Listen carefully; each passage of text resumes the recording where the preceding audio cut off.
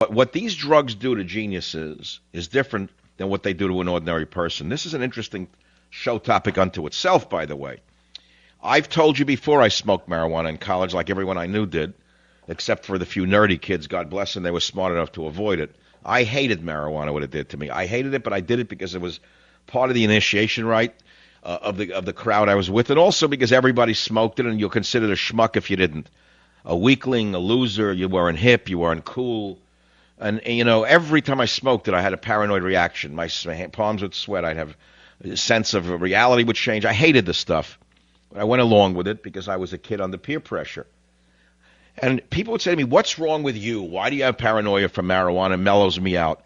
And I was saying to myself, you know what? There's a difference between a guitar and a violin. And most of the people who got mellowed out from marijuana were like a banjo with two strings. I didn't know I was a Stradivarius.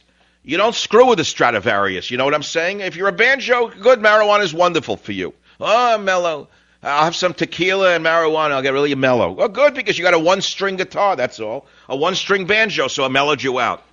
But go try to deal with it if you're a harp, or a harpsichord as a human being, or a mind like a harpsichord.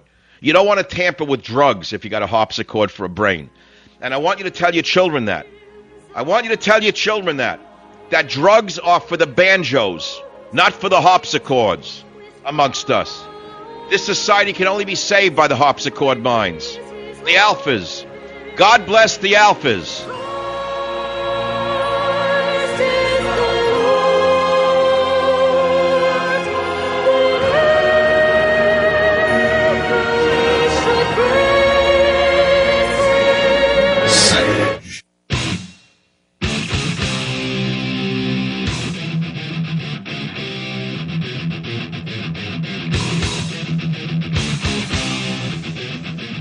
Warning.